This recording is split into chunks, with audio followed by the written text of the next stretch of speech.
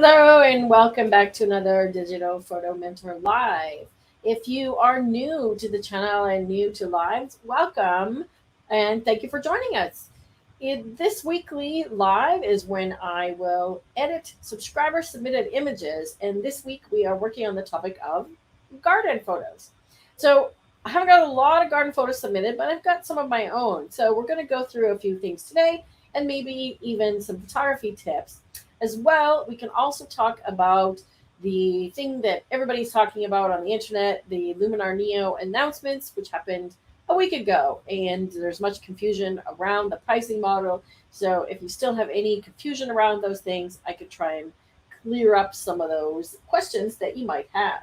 So let me take a look and see who is here. Looks like all of our regulars. I got Neil, Phil, Kelly, and Phil was asking about Holly, and then she appeared. We've got Linton from Down Under. Good morning from Adelaide. Trish, also from Down Under. Stephanie. And yeah, that's everybody that I can see chatting so far. And I did get your images, Stephanie, so thank you for sending those. So what I want to talk about today is I'm going to use Lightroom and Luminar, and I do have the latest version of Luminar. So if you want to see the studio light in action, I believe there is going to be a new beta version for me coming out today or tomorrow. So I may have another video on that soon. So welcome everybody. Thanks for coming as usual. Okay, let me get back in here with my usual display and get over here to Lightroom. So there we go. Okay, let me turn that off. All right, now we're good to go. So these are the garden photos that you guys sent in. And as I said, I've got a few more that I added and created my own collection. So some of these were submitted previously for forest or nature, and I just kind of put them all into garden because they all sort of apply. So there's a few that I've marked here for Lightroom. So I have my own little color coding system. So I marked everything in yellow that people want to be processed in Lightroom. And for those of you that are using Neo, they're marked in blue. And for either or, I've marked them in green. So just so you know, that's how I'm using the little color markers in Lightroom. So check my mic, he says. How's the sound, everybody? Let me check my settings. Okay, audio. Aha. Okay, let me fix that. How's that? Is that better? I changed my mic to the correct mic. I rebooted my StreamYard and I had to do all my settings again. So how's that? Is that better? Sound 1,000% better. Okay, good. Yeah, I just had to do a setting. So yeah, let's talk about garden then. So I may have an article this week on garden photography tips. I'm going to work on that as well. It's rainy here today, so I didn't get out into the garden to take some photos, but I'll see what I can come up with in terms of other photos that I've got. So let's just dig in. Stephanie sent a couple this week. Let's see. She sent me this one. Let me get my film strip here. And she sent me this one. Ooh, we got a little bee there. Okay, so that's cool. So what I want to do is I want to work on these to make the flowers stand out. So that was her questions. How would you edit these to make the flowers stand out and how to make the bee stand out better? Okay, so we're going to do both. So the first thing we want to do when we pull into Lightroom is it's a raw file. Check that. So CR3, that's Canon, is to change the color profile. So I'm going to start right off with either landscape. Sometimes even portrait works well, but look at the difference. Right out of the bat, difference between the Adobe profile and the Canon ones is a world of difference, right? Look at how much more color we get just from changing the camera profile, right? Then I'm going to do, as Rob likes to call it, my shift double click trick. So hovering your mouse over the word white, holding down the shift key and double clicking on the word will set what's called the white point. And you see that jumped the histogram, it stretched it out so that the edge of the graph or the information is touching the edge of the graph. If I undo that, Watch the graph this time. Okay, so I'm going to do shift, double click, it pops it over to that side. And then I'm going to do the same on the blacks, and it pops it over to the other side. So ideally what it does is it creates the touching the edge of the graph without clipping. There's a little bit of black clipping, and I'm holding the Alt Option key, right? And no clipping on the whites, so that's ideal. Perfect. And Stephanie says, wow, that really pops now. Yeah, right? Like all I did was the camera profile and 2 shift double clicks, and we're there already, okay? The next thing I want to do is change the white balance, because if you look at the white balance, 4000 is cooler than daylight. So if I choose daylight here on the oops, I actually have to go to Lightroom. I'm trying to click on my StreamYard. So if I actually go here and choose daylight, it's going to change the white balance to as if you had shot it using the daylight preset in the camera. Okay, so daylight is 5500, right? And look at the difference. So let me just undo that. See how the leaves almost look kind of bluish? And then we change it to daylight, okay? I find that daylight usually has too much magenta. I usually dial this one down to about 5. And I'm right on the money with that one, because if I increase it, it just looks too purple. So I like it around like that, right? Now we have to really be careful, because reds can clip all by themselves, right, without clipping the whites. So if you see something like this where the reds are really intense, you have to be really careful, okay? The next thing I want to do is do some, I want to do some local adjustments, okay? So everything we do in all of these sliders is a global adjustment. It applies to the entire image, right? I don't want to add clarity here because it's going to add clarity to everything. I want to add it just to this main flower and maybe these leaves here, okay? I also want to deal with this. So when I'm looking at an image, we can do the upside down trick, right? Let's look at it upside down. Where does your eye go? Okay, so your eye definitely goes to this center flower, but then it sort of competes with this one over here. And my eye goes to this little water droplet or whatever this is here, okay? So I want to deal with those things and make sure that the part that I want to stand out stands out. So do the upside down trick before you start doing a whole bunch of your editing, okay? Now I could apply a quick vignette here, right? So just, this is one of my presets. You could please share a link to the Lightroom presets, please, Rob, right? So just by choosing the vignette, I'm darkening the edges, and that solves some of those problems already, okay? Now I could crop this out, or I could use the clone tool to erase it. So let's take a look at the crop tool. I wouldn't mind cropping in a little bit here because this flower is right in the middle. And this one here, please find the article on visual mass, Rob, and share that. It takes up a lot of physical space in the image, right? So if we look at this area here, it's like 25% of the image, right? So let's just see what happens if I crop in a little bit, and I'm keeping the aspect ratio the same by holding the shift key. So I'm holding shift and I'm coming in a little bit, right? Now I want to come down from the top to get rid of that spot up there. And let's see what happens if I come down from, no, I'm going to keep it up there because I want to keep these leaves, right? I definitely want to come in from this side. Now, if I want to go off aspect ratio, I can change it to custom, and then I can just, oops, now it's locked. I can change it to unlocked and just come in here, okay? So I want less of this flower, like so. So this one is still fairly much centered, fairly centered, but when we do a little bit more work on it, I might even go a little bit from the bottom, like so. When I do a little bit more work on it, we're going to get it to stand out even more, okay? And I may change my cropping once we do that. So once I've done the basic edits and a vignette, now I'm going to go into the masking, okay? Now, if you guys were watching last week, I made myself a custom mask as a preset. And this one here, mask, subject, and background. So all I did was create a mask with a subject in the background, but I didn't do any edits on them. And then I saved it as a preset. So now I've saved it in my favorites, so it's right here at the top. Right? It didn't change, but when I look at the masks, it's already pre-masked it for me. Okay. So let's look at what it's chosen for the subject. I'm going to change the overlay color to green because I can't see the red over top of the red flower.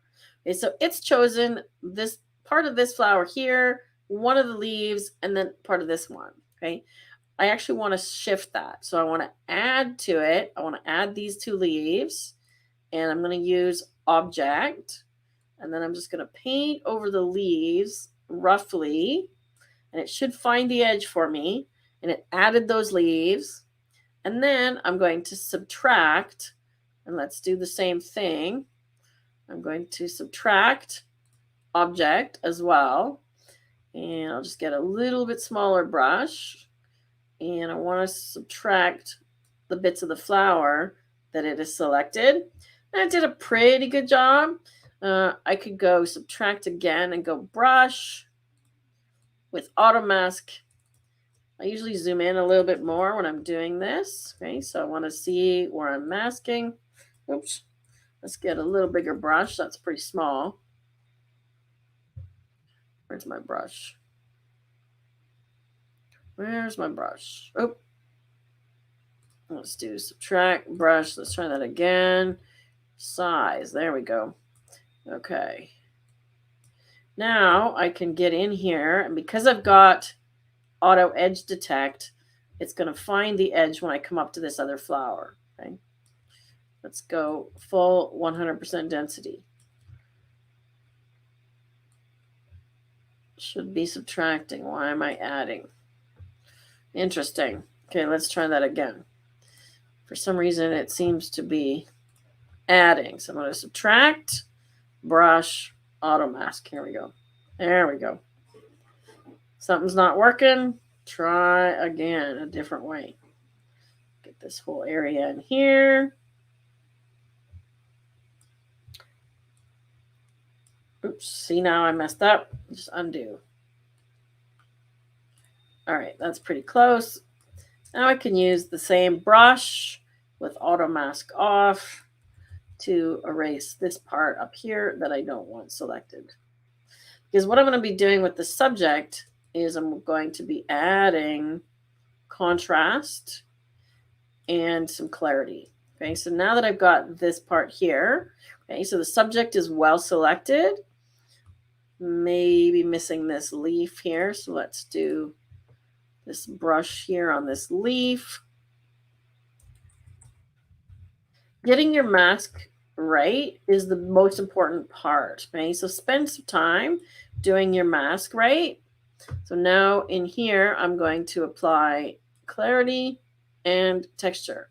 Okay, if I go to the nth degree, okay, you can see what it's really doing. If I brighten it, okay, you could see the parts that it's affecting. Okay, and I could see where my mask, right, if I go to the minus brush, I could see where I've messed up here. And I can just go in and fix it.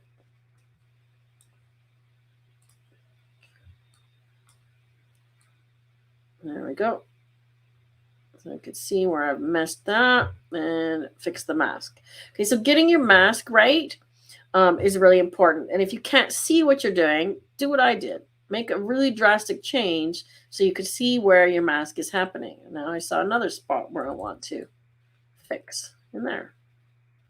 Okay, so get your mask how you want it. So I've added lots of texture and lots of clarity. That's maybe a little too much. I tend to like texture more than clarity.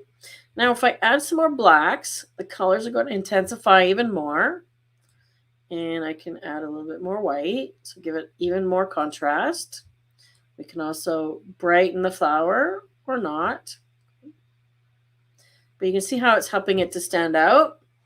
Now what I'm going to do is I'm actually going to delete this background one and make a new one because I've done a whole bunch of changes to this one. So I'm going to duplicate it and invert it. So it'll select exactly the opposite, right?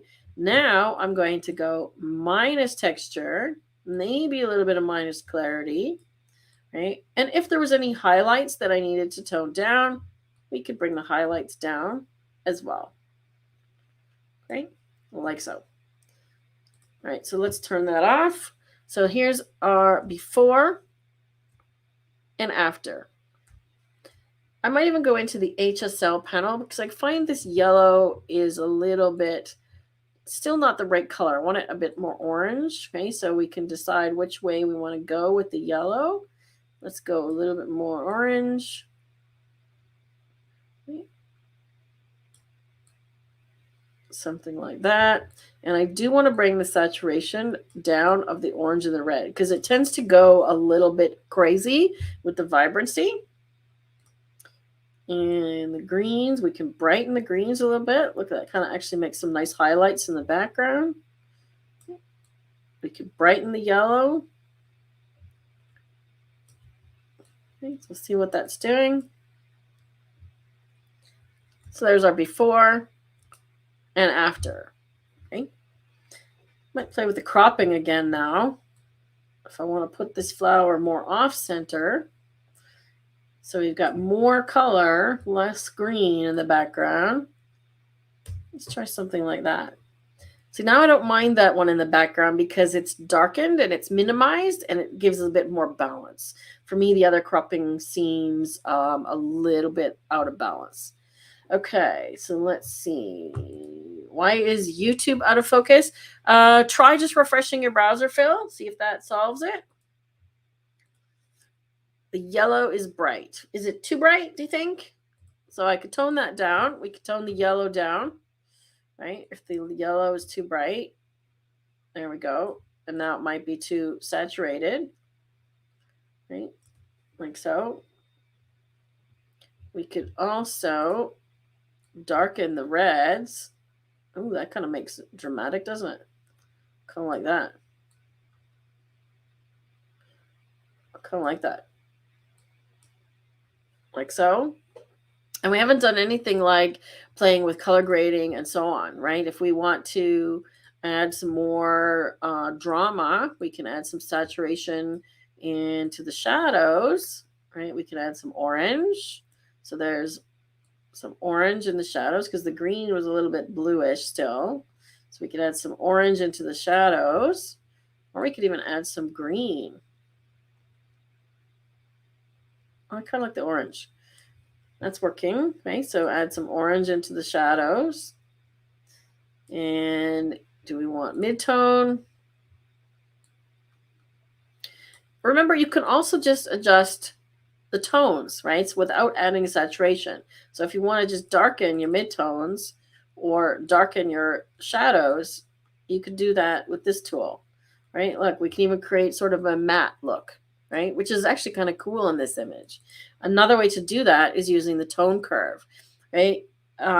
Please share the article or the video.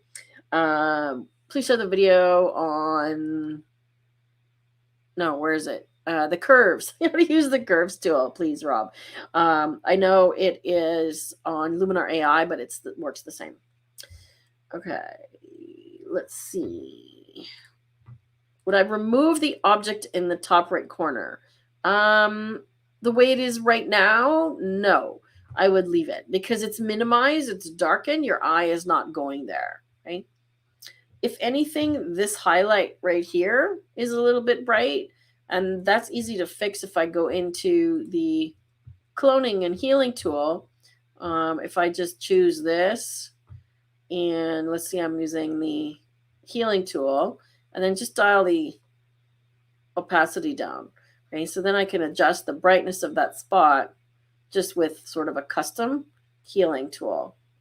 And then if this one was bothering me, I could do the same. Okay. Just make sure that you choose a neutral source. Okay. So I just want it for the darkening effect. Okay. See that? Just like that. So I'm not sure which other thing in the upper right corner you were meaning, but if that was it, maybe I got it. Okay, so creating a matte look. So if you go to the curves tool and you just drag the left side up, you're actually basically telling it that black is not black anymore, right? Because if we go all the way, black becomes white and white becomes black. So basically this is a negative, right? Nobody knows what this looks like anymore, right? This is sort of like back to my old days of color printing. This is what color negatives look like, right? So figuring out what things were when you looked at them was a bit more challenging.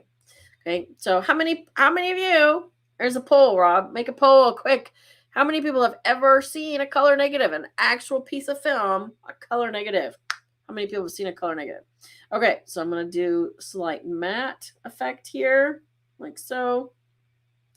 And I think I'm going to go back here and dial the saturation down a little bit.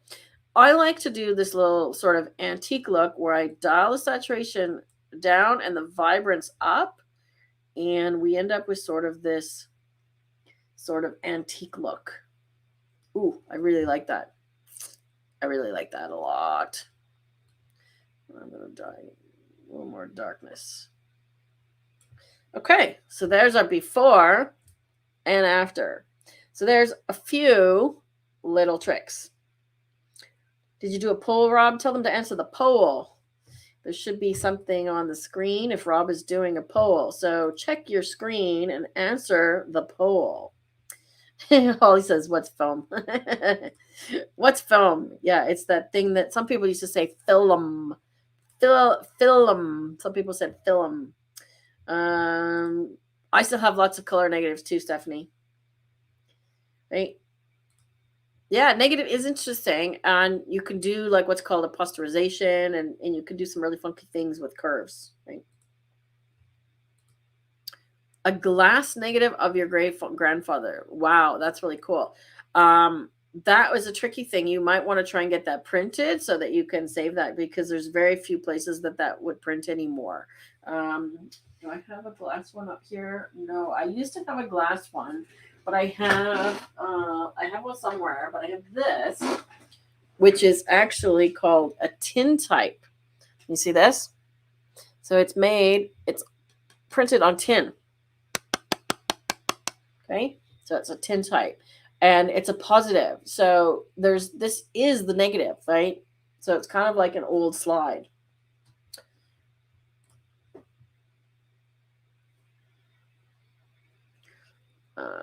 Change your last name to apparently. You did print it. Awesome. Yeah, and it would have been hard to find somebody, because dark rooms that have the ability to even utilize those negatives anymore are becoming few and far between. So, all right. So let's move on to another image. So what do you think, Stephanie? Let's take a look at the original. And I want to show this one because this one might make a really nice black and white too. So this is really typical of flower and garden pictures. When you can create this kind of contrast, you could turn it into a really nice black and white. So let me show you that. All right, so here we go. I've made a virtual copy, and we're just going to go black and white. Okay, now notice it's brown tone. Why? Because of the color grading. Okay, so if you don't want that brown tone, you just need to dial it down, but I like it brown. I don't mind that at all. And then I find we're going to need to do some adjustments, because now the whites have blown out when we switched it to black and white. So bring that down. Or we just need to go adjust in here, right? So we can adjust how it appears. Okay. Like so. And now this background is green. See, look how much blue there is in there. See, is that not so much blue, but aqua. We're getting this interesting sort of thing on the flower. So I might come in here and say, okay, I need to lower this texture or this clarity a little bit. We could even give it some grain if we want sort of a film look. Okay.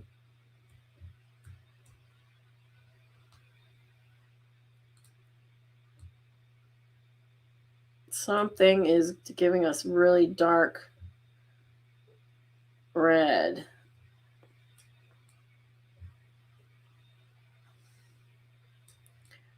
I just play with the tones a little bit. Okay. But I find that black and whites, you can push the contrast a lot farther. Okay. And in this one, I might decide I want solid black. So I'm going to undo the matte look. You notice that I flip around really quickly. I'm using keyboard shortcuts for a lot of things. I can even use a keyboard shortcut. Watch, I'm not going to click anything, and I can go from one module or one thing on the right. See how I'm changing the tools? I'm using Command 1 for basic, 2 is curves, 3 is black and white. Okay, so I'm using keyboard shortcuts to go from the different panels, which is, where are we here? Window. See how it's got the shortcuts here? Okay. All right. Oh. What is the results of the poll? 92% said yes on the poll. Woohoo! So I guess we're all in the same era. All right, let's take a look at another one in Luminar Neo. We've actually got one of Holly's. We've got a couple of Holly's and a couple of Kelly's. Is Kelly here? I think I saw Kelly. Yeah. Right. So we've got this one of Holly's and this one. So I want to take a vote. So on screen right now, do we want the pink flower or the purple flower? And I will call those up in Luminar Neo. So pink flower or purple flower? Just vote in the comment area. Just tell me pink flower or purple flower. I have some ideas for both. So one of the things that I like to do or talk about when we're talking about photo editing and how to approach it is deciding what you want to do. Sometimes the things just come to me as I'm going along, such as, making that one look sort of faded and matted, doing a matte look with the blacks. That just kind of happened as we went along. Other times I'll have a definite idea. When I look at the pink flower, I see that I might want to add a bokeh overlay, right? Because I've got some nice pink bokehs. So I think that one might go well with some bokeh overlays and make it nice and bright and airy, right? When I look at the purple one, I see that one more almost like that antique faded look, okay? So we got pink, pink, purple, pink, pink, pink, purple, purple. The thing that looks like the green, yeah. So let's see, 1, 2, 3, 4, 5, 6 pinks, and 1, 2, 3 purples. So it looks like pink, but I have an idea for the purple. So let's just hop over to Luminar. And where's my garden area? Garden. There we go. Let me just load it. Now, before I do anything on the pink one, I'm just going to go to my presets because I have a preset in my portrait collection. Okay, so they would be under ones that you would have purchased. If you could please share a link to our Fabulous Faces portrait presets, please, Rob. When you load your presets, it's going to give you a preset of each one when you hover over. And I've got one called Antique Touch. It's too late to submit a photo for today. Yes, because I download them before the session. But did we set our topic for next week? I can't remember if we set our topic for next week or not, but we will do that today for sure. And you could submit for next week. So thank you for reminding me about that. Okay, so now that the presets have loaded, I can just hover over them. Right. So you'll notice that even though they're called portrait presets, of course they work on any image, right? But this is the one that I was thinking about immediately for this image, right? Another one that might work is this one called Ghoulish Grunge, which kind of applies a different kind of effect, okay? Golden Glow works well on this one. So you can see that even though you might have bought presets to apply in portraits, don't get stuck on you only have to put them on portraits, okay? I actually kind of like this golden one. So this is the one I had in mind, but I kind of like the golden one. So I might just apply that, right? And remember, once you apply a preset, you also have the option of dialing it down now, so you can make it less punchy, I guess, or less of that effect. I kind of like right about there. And then you can just go and edit from there, right?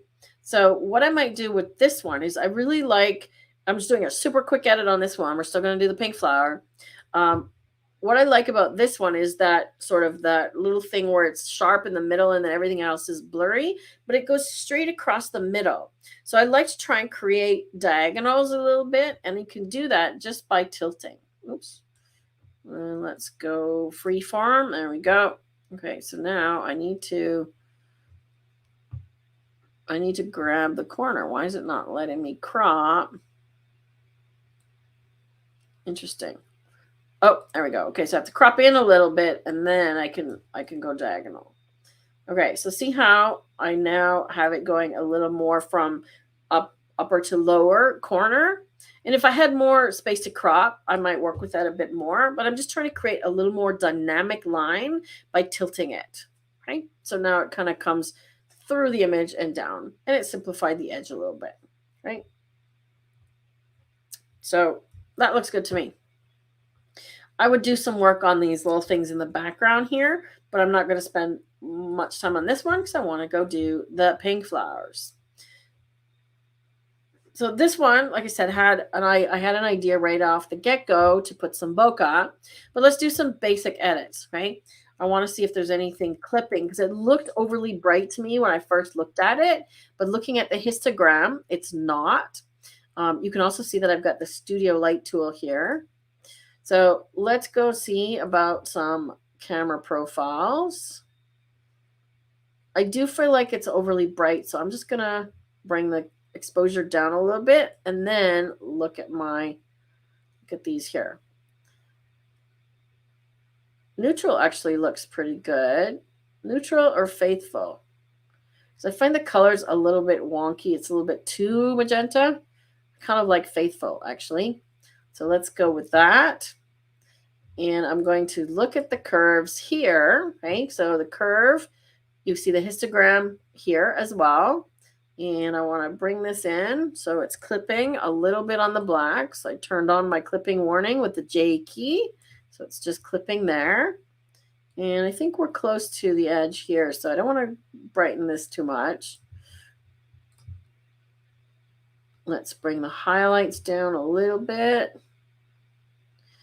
And we'll work on just the flower too.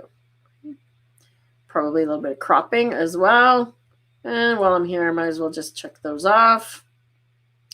How's the color? Let's see what the color is. Okay, so as shot, let's choose daylight. Right, got a little warmer. Do we want more magenta? I think it's probably too warm now. I think the color was actually pretty good. So I might go with it as shot. If you want to use the eyedropper, you need to have something neutral in the picture, because if I eyedropper on the pink, it's going to try and take out the pink and give me extra green, right? So no bueno. So I'm just going to actually leave it as shot because it looks pretty good to me. Maybe a little bit less magenta because the background's gone a little magenta. Something like that. Okay. If you want to see the studio light thing in action, it might actually work on this image. Okay, so let me just drag it up. You can also go down. It takes a second for it to apply. Okay, so see how it's got dots? That's really dark. Okay, it takes a second for it to apply, but we can actually move it around so we can create sort of some interesting lighting on this flower. You can also go brighter and then darken the exposure. So I'm still learning how to use this tool. You know, I just got it myself, but you can create some different kind of lighting using this tool. Not sure it's doing a whole lot here. Yeah, let's see. See how it's darkening the background? think it's actually picking up this flower over here as well, but I might end up cropping a little bit.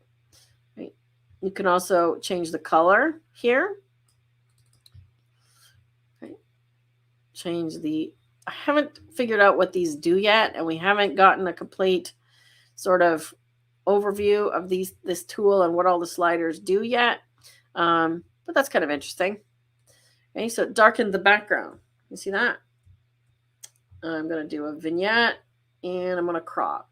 So cropping, I like the idea of having this flower sort of here, and there's lots of space over here, right? So do I want to keep this other flower in or not?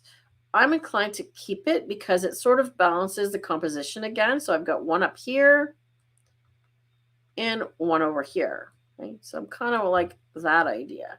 We could also play with a tilt here and there. Right? Let's try something like that.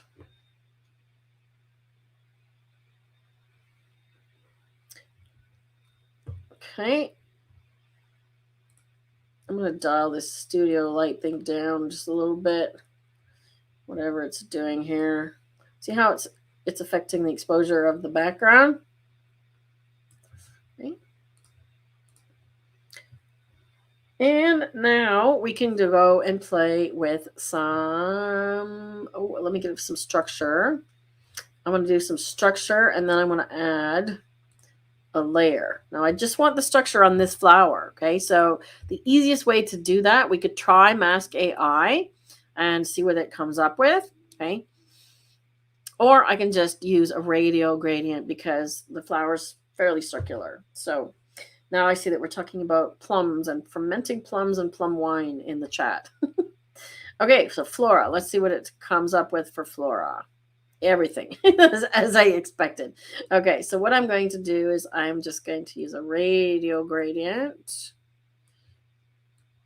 like so. And invert it because right now it's applying on the outside. There we go. Right, so I just want this flower. And if I want to get even more precise, I would, make sure that it's not on the background. Right, so I just want the flower. And I want to add a little bit of structure there. Right, now I could also copy this mask. So copy mask was one thing that I asked for early on when they started doing masking. So I'm going to copy it. Still can't copy it to a layer though. That's still coming, something that I've requested. And I'm going to do the same thing with the details. Okay, so look what that does on the flower. Okay, so if we look at before, after, look what details that's pulling out. Okay. A little bit of small details, a little bit of sharpening. I don't want any of that to apply to the background, so I want to paste in the other mask. Okay, so it's only applying on the flowers, but we're getting some nice detail here. Okay. And if I want to minimize that background color, we can literally just go in here, lower the saturation a little bit, and then use the same mask again. So paste it and then invert it. So now we're just desaturating the background a little bit. Okay. I can also just go in here and do darken the greens.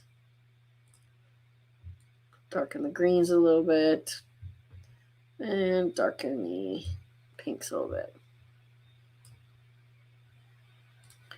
Now let's go add a bokeh layer. I think I had some in here. Yeah, way back. Do I have a pink one? I might have to go find another one.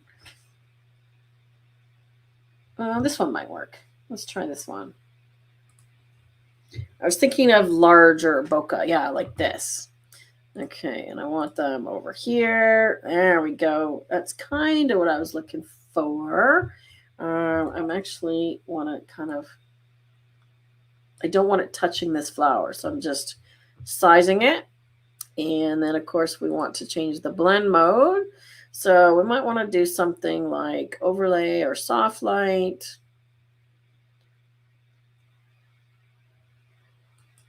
Let's try the opacity up. So lighten, screen, overlay, soft light.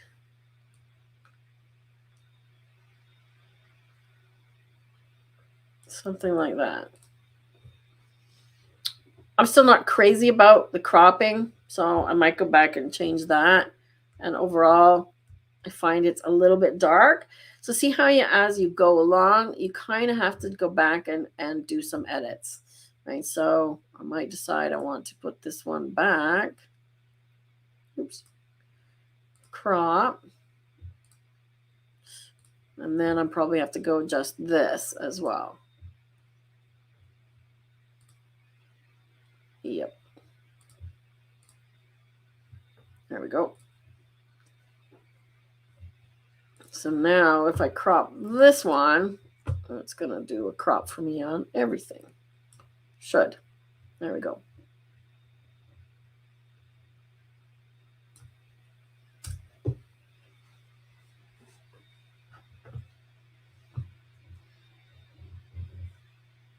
Now it just feels too dark. Oops.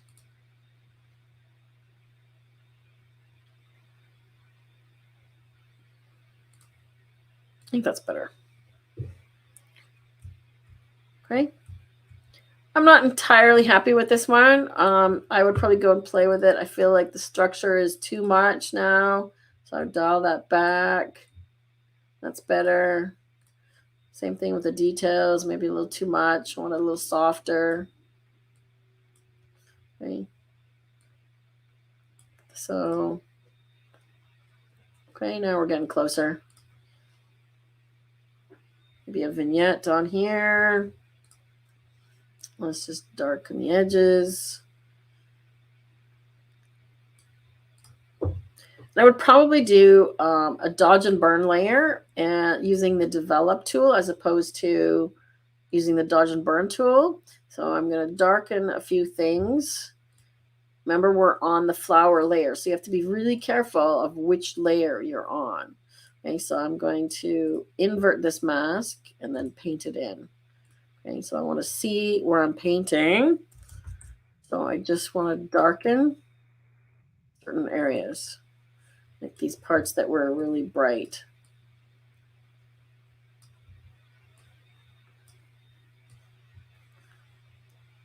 I'm going to leave that flower.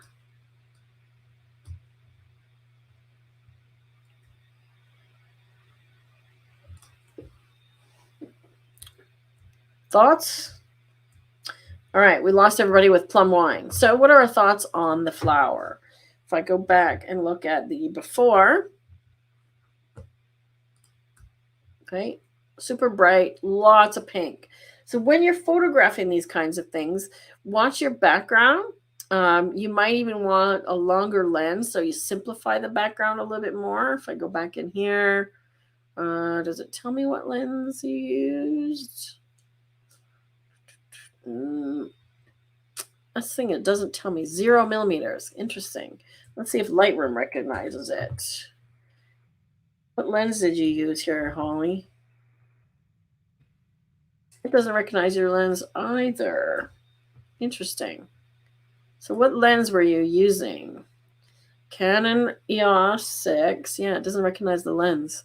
Metadata has been changed. Okay, so you probably exported this and we lost some of the metadata, I think, is what happened. But if you know, Lens Baby. Okay. Yeah, that makes sense. That makes a lot of sense because I have the same thing. When I use Lens Baby, it shows F0 and it shows the lens as 0 as well. So that makes sense. Yep. With the Lens Baby Velvet, do you have the opportunity of, I'm guessing it's the same as the one that I have or similar, to change the aperture? Because if you can shoot with a wider open aperture, especially with an 85 like that, you should be able to throw that background really out of focus. So take a look when you're shooting, make sure that you're shooting with it a little bit more wide open, right? How are we doing? Any questions? I've got a few flowers done here. I'm back in Lightroom now, so we can take a look. There was one that I wanted to show, but let's take a look at one of Kelly's. What I want to do is use one of these and use the preset that I had made for background and foreground. All right, let's take a look at some of these camera profiles. I'm not crazy about landscape. I find the green goes too crazy when I'm doing this one. So I'm not crazy about the green. Neutral or standard? Actually, neutral looks pretty good, right? Now I'm going to do the same thing, shift double click. In this case, I am going to add a little bit of clarity overall, okay? Now I'm going to do, I've got a couple of presets. I'm going to use lighten subject, darken background.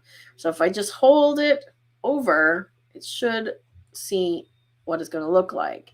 Now let's see what it selected as the subject. And now I need to change my mask color again. Okay, so it did select the mushrooms, right? But if I want to add a little bit more of this area in the middle, right, I could actually add just a little radial gradient.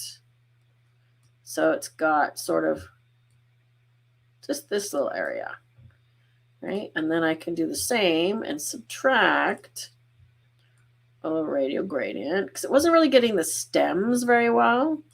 So let's just do that, get a little bit more around the mushrooms and see how that looks. Okay, so what it's doing is brightening the subject.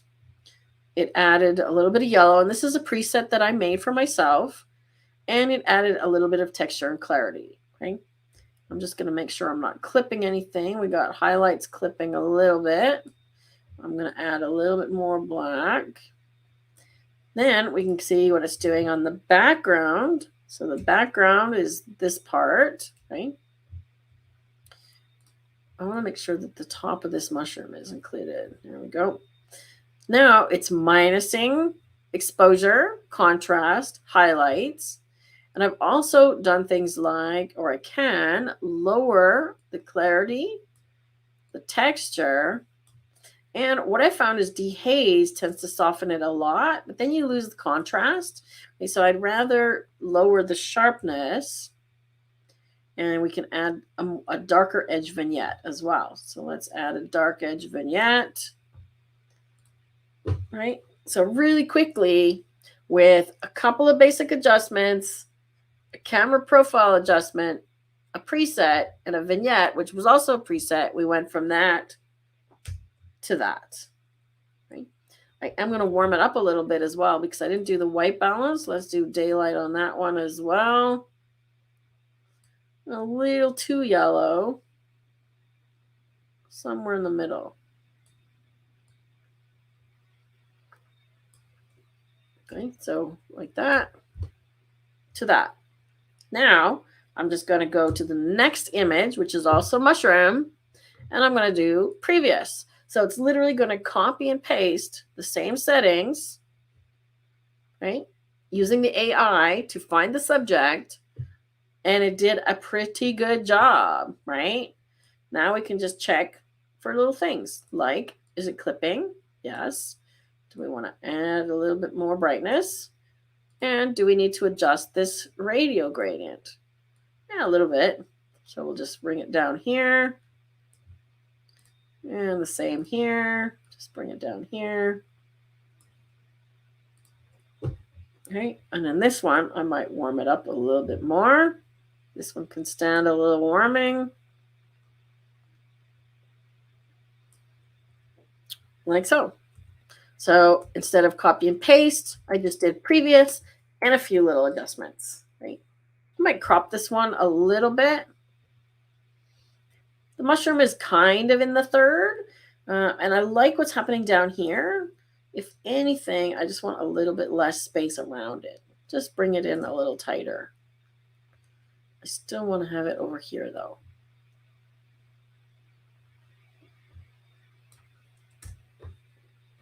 Just a little bit less space. This grass really, really bugs me. Photoshop AI could get rid of that really easily. But again, the trick that I use with using the healing tool, right? If I just do a healing and put it on a dark area, where's my healing? There it is. So I want to put it so that the source is all dark. And then why can't I see? It's not showing me where it's going, but let's just move it around a little bit. Then by adjusting the opacity, you can adjust how much of it you erase. Okay? I can do the same thing with this entire thing. But this is the kind of thing where it would definitely be easier to go to Photoshop or even to Luminar. I don't know why it's not showing me the outline of that thing. I cannot see where it's going. Bizarre. I just want it on a leaf. Okay, so I would tone those leaves down that are coming out of the mushroom a lot. Okay, like a lot. Let me just do this whole one here and see if I can get the whole thing. Yeah, look at that. I don't know why it's not showing me that. Bizarre. See, it's not showing me the thing. It's driving me crazy. And then do this one. So I'm dialing this down to about 85% opacity to take out the grass. Okay.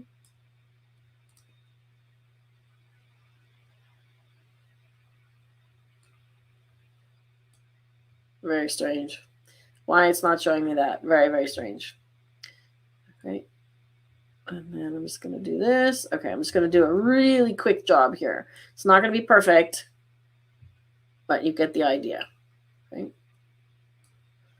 And the more that I dial it down, or the more that I dial this up, the more the grass disappears. Okay. I missed a bit right there, looks like.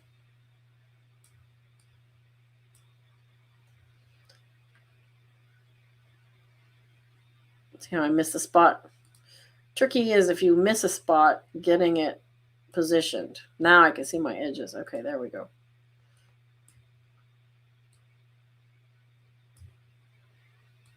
I'm just going to delete that one and do it again because it's not showing me the edge for some weird reason. See, Lightroom does weird stuff too. People are always on top of Luminar for doing weird stuff, but Lightroom does weird stuff. Okay, so it's not perfect, but it's certainly better. Right? That's a really cool shot, Kelly. I really like this little mushroom. It looks like a poisonous one. Is this a toxic mushroom? Do we know? All right, let's see what everybody's saying. It was rainy and overcast, didn't think of the white balance. And that's fine. You know, as long as you've shot raw, even if you shot an auto white balance, you can change it later when you're editing. Okay, so just shoot raw and you can change the white balance later. I agree. Mushrooms are cute. They almost have like this one almost has like a little personality, right? Let's see. Don't eat these ones, Phil says. No, I don't think this one doesn't look edible, but it sure is pretty to photograph. No, you don't want to taste them to find out, but they sure look cute. Or those little red ones with the white spots, aren't those like special mushrooms, right? Okay, so now we can do a copy and paste as well, right? So if I want to see if there's any other images in this collection that might do well with this. Now this one is a TIFF, so I don't know if that's going to work well. Let's see if it works on this one. This is actually Karen's image. Karen's not here, but let's see how well it works. I'm going to do a paste. Right, it's going to do the AI. Now remember, we've got the radial gradient applied on here. So if anything, I just need to go and double check its position and sizing. Okay, make sure I get it on the flowers. Right, like so. Remember to do the subject and the background. And this is actually one that I might even consider saving as a preset. And what I would do is create the mask so that they're actually matching. So I would do the subject and the radial gradient, then invert it. So then you'd get one that actually is perfectly matching. Full screen. Thank you very much. Take the comment off. Yes, thank you very much. Okay, sorry for that. Okay, so what I would do is create the mask, the subject mask first, and add the radial gradient, then invert it and save the preset. Right. This one, let's just take a look at the white balance, because see, look at the difference. What that did, right? Let's just warm that up a little bit more. And I feel like I want to check my blacks. Yeah, we need a little more black. And in this one, we could take a little bit more white. Maybe bring the highlights back up. Okay, it looks pretty good. I'm going to do a strong vignette. And this one, I could go to the background and actually darken it more, because this one we can stand to pull it farther, right? Something else to keep in mind when you're darkening the background, remember to add black as well, because look at how naturally it vignettes things. Look at that. That's just the black filter. Or look, we can make sort of a faded out vignette. Okay, so this allows you to do custom things with the background. And remember to use this like a vignette as well. Okay, so look at that darkening. Okay, while I'm in here, I'm going to go to subject. I'm going to give it a bunch more texture. Let's zoom in. Okay, so unfortunately, the sharpness is on this flower and not on this one. So you could probably pull this into either Luminar, or actually we could do that, or Topaz. I've been finding Topaz Sharpen not working so great lately. I would really like to have more space up here. So this is what we're going to do. We're going to take this one to Photoshop. So we're going to go edit in as a smart object, because there's two things that I want to do here. Well, I have to make sure I'm opening this in the new Photoshop. So if you have Photoshop, that's the wrong one. I keep changing my preferences. So if you have Photoshop Beta, it will open as a separate version to Photoshop 2023, which is what I just did. So I'm actually going to undo this as soon as it opens. I'm going to close it. Right. So as soon as this opens, I'm going to close it, because I want to open it in Photoshop Beta, not in here. Okay. So you can see my little spinning wheel thing. It's still opening.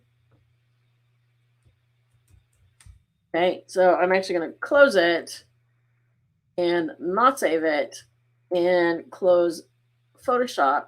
Now, how to get that to work is change your preferences. Okay. And that's your external editing. So Photoshop version, if you've got the beta installed, you can literally just switch to it. And now when I do the same thing and I say edit in Photoshop, it's going to open the beta version. So watch that happen. And Trish has a question.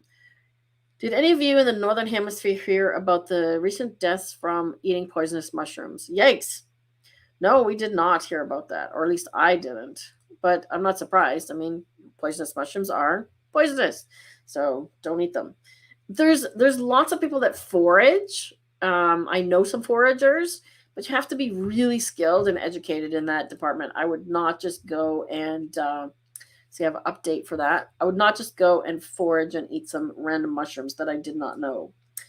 Okay, so now I am in Photoshop Beta. I can tell because once I get in here, it will allow me to expand the canvas. Okay, so I can crop this. I'm going to use the crop tool. I'm going to clear it. So I actually want to come in from the bottom here, and I'm going to come in on this side, but I want more space up here. Okay, so I'm going to crop like that. Okay, now it's going to leave a blank spot, which is fine. Now, with Photoshop Beta, I just have to choose the marquee tool and grab a little bit of the image like that. Okay, so you want to grab a bit of the image that is still visible. Now, I've got a little bit of the flower tip there, so let's see what happens. Now you see this generative fill. Okay, so if you hit enter, you can type in what you want to fill it with, or just, I clicked on it to get it activated. just hit enter, and it's going to try and fill it, right? It's going to give us 3 choices. Did it do that? No, it did not. Let's try that again. Generate. Oh, it requires the latest version. Okay, so apparently I have to update my Photoshop. Photoshop beta, you'll find here. So now I gotta close it and try this whole thing again. Okay, so while it's doing that, I'm going to cancel out of this. So I'm going to deselect. I also want to sharpen this flower, right? Now the image is a smart object, right? Because I opened it as a smart object. You can see here this little icon, okay? Smart object. So I'm going to take this. I'm actually going to take it into Luminar. So I'm going to take this into Luminar Neo. And I don't use the super sharp filter. I actually tend to use the details filter or tool. And this is what I've done from the beginning of Luminar Neo, even before they had super sharp. I'm not a huge fan of super sharp. It still does not work well, in my opinion. Okay, so here's Luminar Neo. You could see that it's even got the transparent bit here where I added that part, right? So what I'm going to do is I'm going to go straight into the edit panel. And now I've got a lot of stuff open. And I'm going to go to details. I'm going to zoom in on this flower so we can see it. Because I want to bring some detail out here. And I find that the small details does a great job of making things look sharp. So can you see the flower? There's the before and after. I'm going to go a little bit on the medium details as well. Right? Now you'll notice that it's getting a little bit grainy also. Okay, so I can lower the grain. We can fix that. Right? But look at how much sharper it looks. And that's the sharpen, that's the details panel. Of course, I only want it on this flower. Right? So I'm just going to brush it in where I want it. Okay, so I want it on this flower. And maybe this one as well. Okay.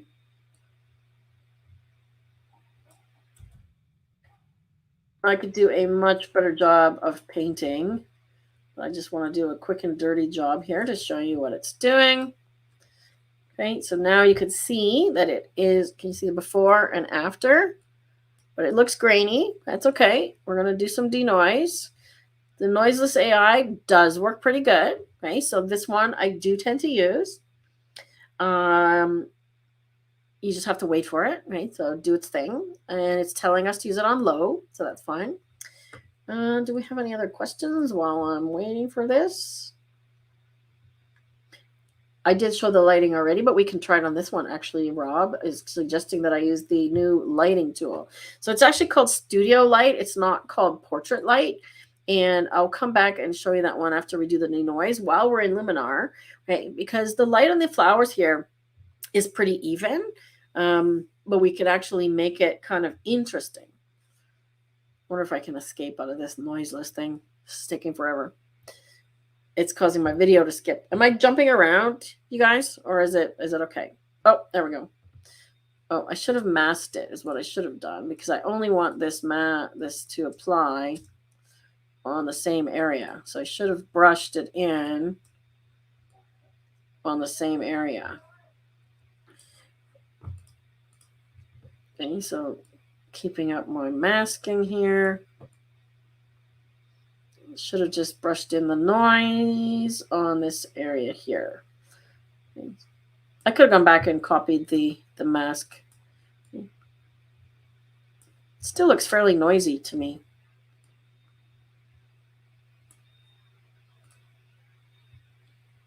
Is it doing anything?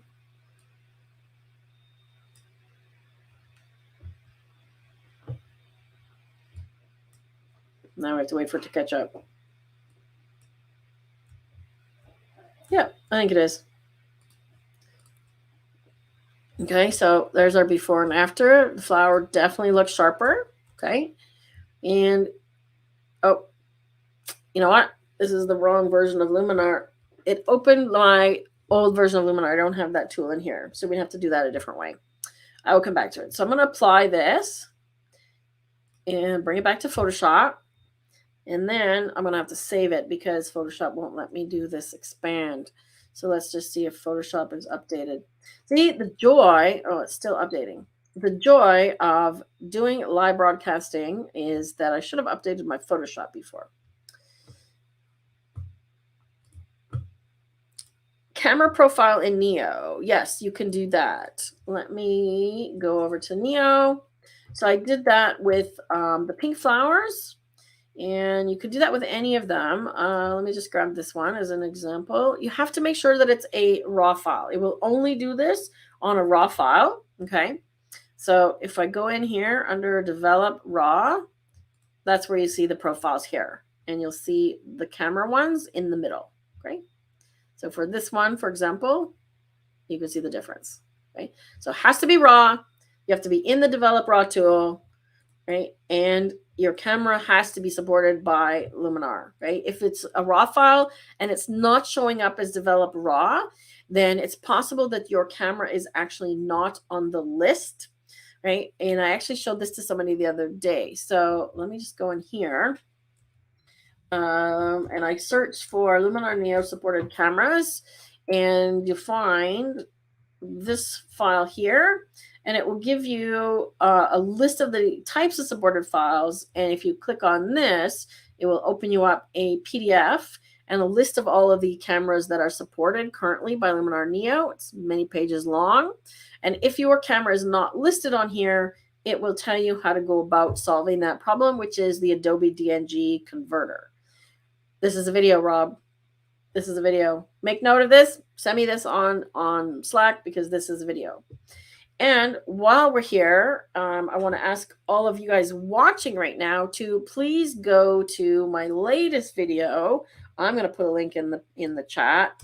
And this one was about the announcement of all the new stuff coming in Luminar and talking about the pricing, because there was a lot of cute confusion and questions about that. So if you have any questions about the pricing, check out that video. I did try to simplify it a bit, or you can put them in the chat here while we're still here. All right, let me get back to Photoshop. And I do see that Trish has a question. What is it that I don't like about Super Sharp? Well, it basically sucks. It does not do a good job. I've tried it on multiple things, especially portraits, and I find that it generally doesn't do as good a job as some of the others. Okay, so now I'm back at Photoshop, and you can see the Luminar is applied as a smart object. I'm going to save this and then close it and close Photoshop. And then once it closes, it should open next time as the updated Photoshop. Okay. While we're doing that, we got lots of different things going on. Let's take this example that Rob said into Studio Light. Okay. So this is, remember, this is now the original raw file because we haven't done anything to it inside of Luminar. Okay. So I want to show you what Studio Light does without even doing develop raw, without doing anything. Okay, so we can create lighting effects here. So I'm going to drag it up. Then we have to wait a moment for it to pop into place, right? Let's do another poll while we're waiting, Rob. For those of you that are using Luminar, how many of you have updated or have the pro version so that you're able to get this latest update? Tell us in the chat, or Rob can do a poll. Okay, so now you can see the lighting effects happening here. I'm going to bring it up stronger, or we could go the other way. So see what happens when we go dark, okay? If I go no pattern, I just get light. And now I can place it so that I can actually create, well, that's interesting because it thinks there's multiple subjects. It's lighting them different ways. Now I can actually create lighting from one direction. Right? See that? And I can do that either way. I can either go brightness here and then darkness here, exposure down, and it will darken the background. Right? And play around with some of these tools a little bit. Give it a little more depth. There we go. We can give it even warmth, right? We can add color here.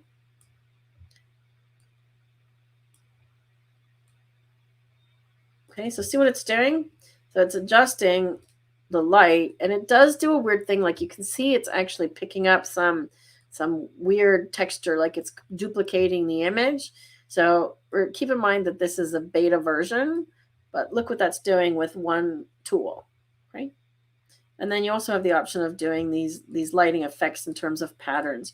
Not something that I typically would do, but once you've applied it, you have the ability to adjust the angle, right? And so on. Right? It's kind of interesting. It looks like the light's coming through the window and hitting the flower, right? You also have the ability to add a texture. I haven't played around with these too much, right? I don't see a lot of texture coming out in it, but it's interesting. Okay. All right. Now, there's our edited image, our edited PSD back in Lightroom. Now, if I come back in and do edit a smart object again, okay, so this was kind of updating the Photoshop version. I have to go through that and then come back. The poll question was, did they update to the latest thing? Did they purchase the new upgrade, or do they currently have the Pro plan, meaning they're on board, continuing for the long haul? We could also do a question about, actually do this question, Rob. For people that are using Luminar Neo that are watching, do you have a subscription or did you buy it outright? And that's where the confusion comes from with the lifetime license. People think that it's free for a lifetime, which it's not, right? All right, now let's see if this is going to work for me. Oh, seriously? I just updated it. It just told me to update again. Let's see if this works. So I'm going to hit enter. We're going to try to generate the fill. It wants me to upgrade still. Okay, so clearly this is not working in Photoshop, but I would be able to generate that. I could probably even just do content aware fill in here. Let's see, where's my content aware fill? No, it's grayed out. Okay, because I'm on a smart object layer. I'm not having luck today. I can turn this into a regular layer, meaning I can, it already is a smart object. So I'm going to rasterize this layer, and then I'm going to just try content aware fill. So let's just see if it fills. Okay, it keeps wanting me to update, but I'm just going to apply it real quick and dirty. Again, it's not going to be perfect, but this is the job for Photoshop and the new tools that are coming in Luminar Neo. So this would be Scene Expand. Okay, that's one of the new tools that they were talking about. Just 24 minutes on auto renew. Not sure what you mean by that, Holly. So when you go into your account, does it say that you have a 24-month package? If you renew every year, Neil, and you have the Pro version, they're getting rid of all the older subscriptions where you can have what was called the Explore and the Pro. Now it's just, if you have the subscription, you have everything, right? So I like that much better. 24 months. Pro yearly. Yeah, that's the wrong thing on the poll then, Rob.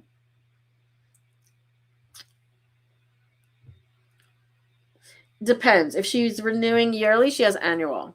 Right? Okay, so there it kind of filled it in. Added a little funky thing at the top there, but it's now filled in that top part. Right?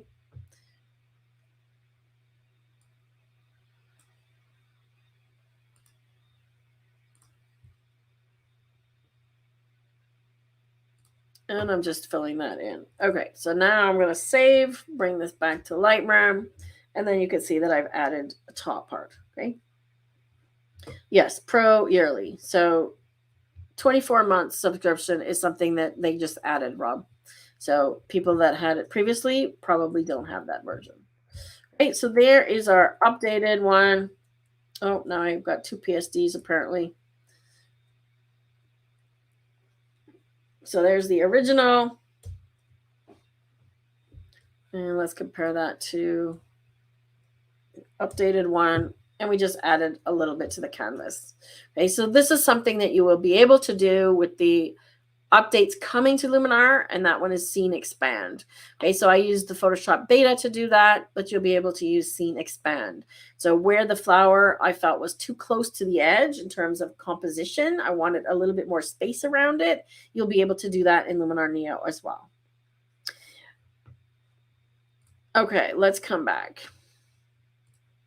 So they did add a little bit more confusion, and it's just the transition, Holly, because I've been getting email questions about which version do I need to get if I already have this.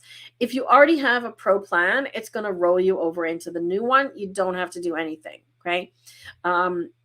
If you currently have a lifetime license, meaning that you paid for it and you paid for the extensions, or you opted in for a couple of the extensions, I would suggest getting the 2-year plan, right? Because if I go back here, it's not going to show me that on my Chrome because I need to log out. But if I go to Skylum, right, when you go to your Skylum account, it will show you, if you're up in here and you see your picture or your name, right, that means you're logged in, and it will show you what you've paid for. Okay, so if you go here to your account, you could see what you've paid for. So I've got Luminar Neo Lifetime, and that's just what they give me in terms of being a partner. Okay, but I also have all the extensions. Okay, so currently, based on what it's telling me, I have that with the extensions. Okay, so if I was a customer that was buying this, right, I would have to get what they called the creative journey to get the new stuff, and any new extensions are not included in that. Okay, so it's just the new tools. Okay, let's see. So yeah, my add-ons, you can see any add-ons that you've paid for, right? So anything that you've purchased in terms of templates and so on, you will see there. Okay, I'm going to log out just to show you what it looks like as a new person.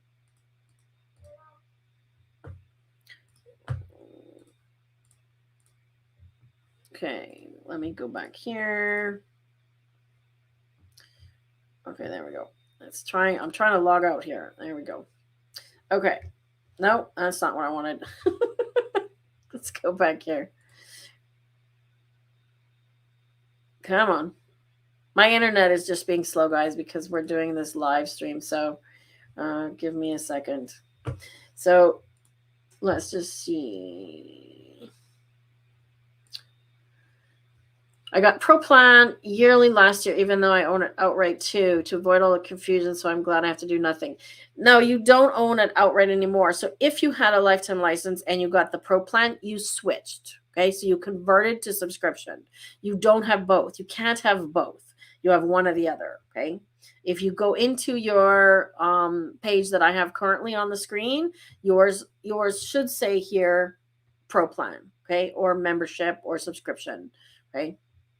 And now you can see mine here. Subscription renews 2033. Right? So obviously, Skylum have given me a 10-year membership, which is nice. They just billed you $89. So was that for your annual plan, Phil? So you renewed and they billed you $89. Now you need to take a look, because if you have the old Explorer plan, I don't know if you have to upgrade or if it's going to continue giving you that plan without the extensions, because the old Explore plan had no extensions. So just double check on that. Maybe fire an email off to customer support and just ask them if you need to do anything. The other thing you could do, Phil, is to just check to see if there's an option for updating or upgrading to the new 2-year plan. Okay. Let's see. Our Facebook user, I'm not sure who's watching on Facebook. We don't see your name. I have Neo, clicked on update. I got a subscription for 1 year. They did not add it to my present subscription, and I lost my 5 months or so. That's interesting. So if you updated, yeah, it should add a year on or prorate it. So send an email to them, to customer service, and they'll handle that for you. So as Rob said, I do think that the the way they've worded the update has caused confusion, but really it's actually going to simplify things because now you have only two options. Okay. Now you have only two options. You can either buy the lifetime, meaning that if I was a brand new customer and I chose to buy the lifetime license right now today. Okay. So if we go to just Skyline, I'm just going to go to skyline.com. No, let me do that again. I just go to Skyline's website and I'm not logged in as me. Okay. So it doesn't know me. It doesn't know what I own. I'm a brand new customer. Okay. And that's why if you're a customer, you need to log in first. Make sure that you log in first because then it will know what you have. Right. So if I just say view plans as a brand new customer, it's gonna scan and say, do you have anything? No, you don't. Now keep in mind, this is Canadian because I'm in Canada. Okay. I now have a choice. I have the subscription plan.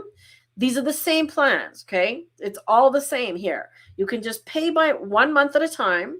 You could pay 12 months at a time, or you could pay 24 months at a time and pay less per month that way, okay? So you end up paying, in this case, Canadian, $7 a month average instead of 19, paying one at a time, okay? So the difference is just the term in which you're paying versus a one-time purchase where you get 8 extensions as of what is announced right now. Okay, so that means that if I buy the lifetime or one-time purchase, it means that I get whatever has been announced up to this point. Okay, so I get the current tools, the stuff that had just been announced, and 8 extensions.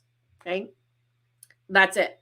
No future updates. If you want future updates and future extensions, then you need to buy those separately. So those are your only two choices as a new customer. As an existing customer, you have the same choice. You can continue with the annual plan and keep renewing, and you'll have everything. That's it. If you're on the annual plan, you're good to go. You don't have to do anything else.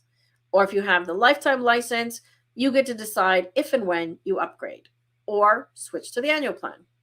But honestly, like I said before, and I said in the video, the simplest version is to go with the annual plan because then you know that you have everything and you're not missing anything. Okay? Does that simplify things a little bit?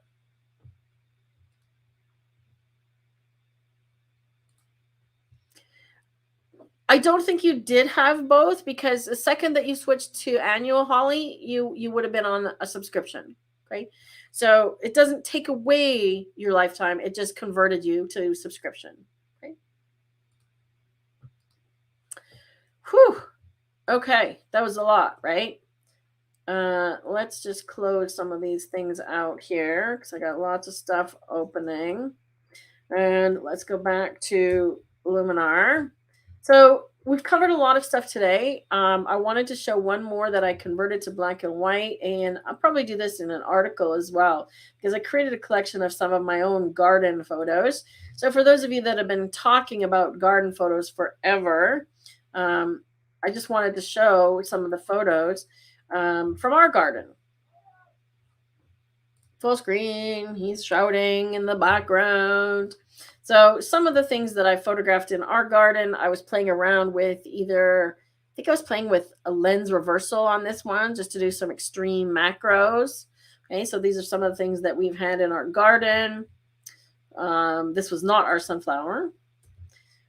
This was a farm that we went to, a farm to table dinner, and I thought this is really typical of garden, some design elements happening there. But I wanted to show you our garden. So this is definitely our garden. We had zucchini flowers one year. This was a while back. Taken with my phone. These are mostly phone pictures. This was a couple years ago. Right? Squash leaves. Okay? You can see the edit that I did on that one. Okay? We have cherries in our yard. And Rob says that this plant looks unhealthy because it's not green enough. And I did a really nice black and white on that one as well. You can also see, this is the rose bush. This is the rose bush, right? Look at rose hips. You see the rose hips? So let me show you the before on this one. So similar to what I did with Kelly's mushroom or Karen's mushroom and also Kelly's flower was I lightened the subject and increased the texture and clarity in the subject while at the same time darkening the background. Okay. Then when I converted it to black and white, that contrast really helps it stand out. So for me, this is a very sort of Ansel Adams-esque um, plant portrait, if you will, right? High contrast.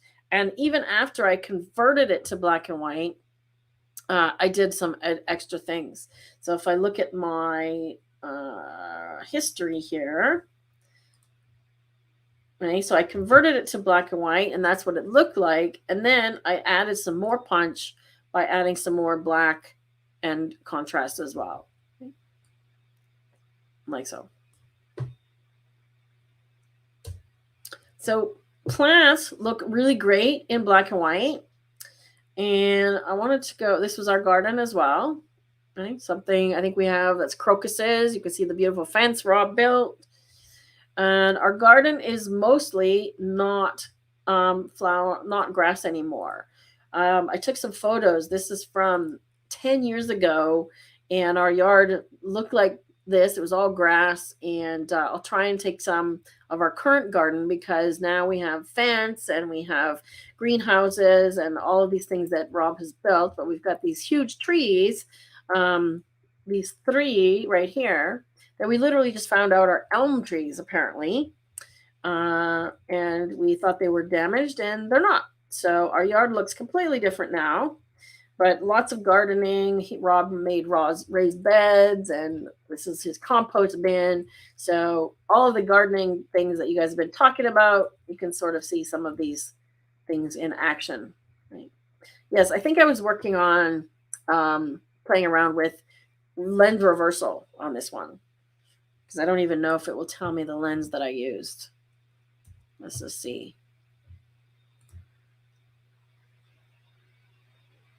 See, it doesn't want to give me a lens. Let's go to EXIF data. Here we go.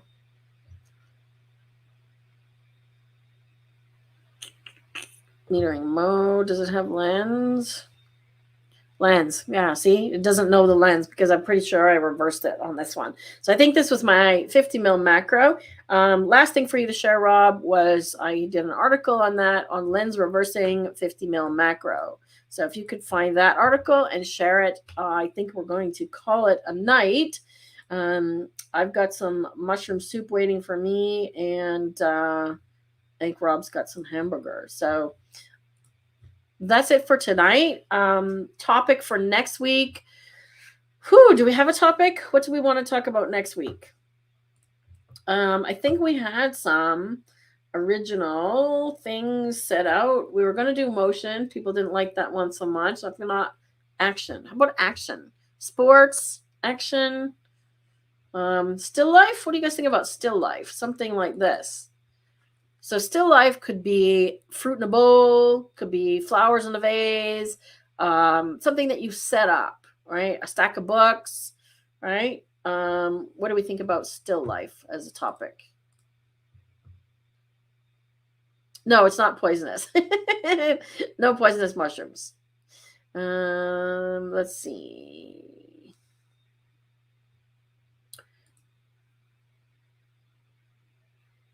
Your page shows lifetime and pro with the 2024 January. Not sure what's happening.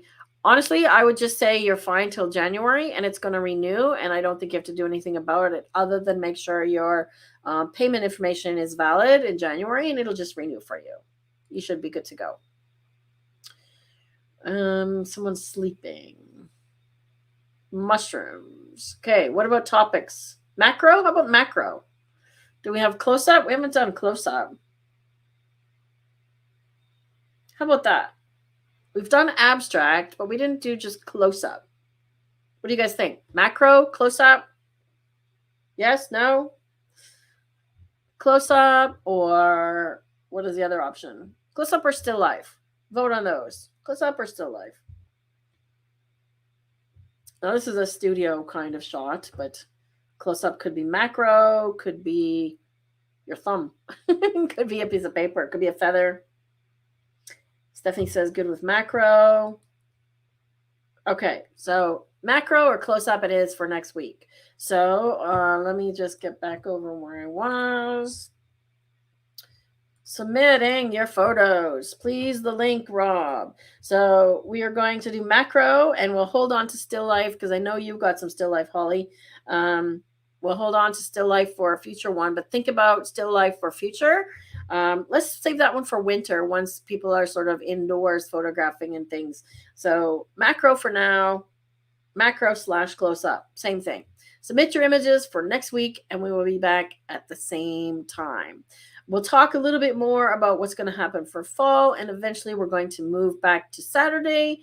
Unfortunately, I know that leaves our Australian folks out, but we're going to pick up Europe.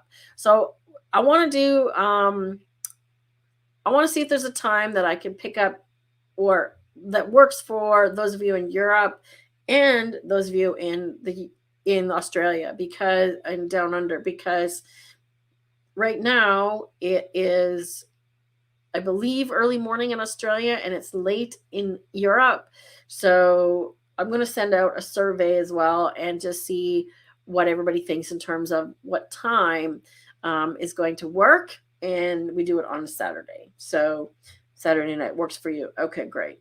Awesome. All right. So it will be a late Saturday, Trish. Like, yeah, it'll be late Saturday. So signing out for tonight. I'm going to send a poll about times, and we'll talk about fall times in a couple of weeks. We still hopefully have a little bit of summer left. So take care, everyone. And remember to send your macro or close-up images for next week. All right.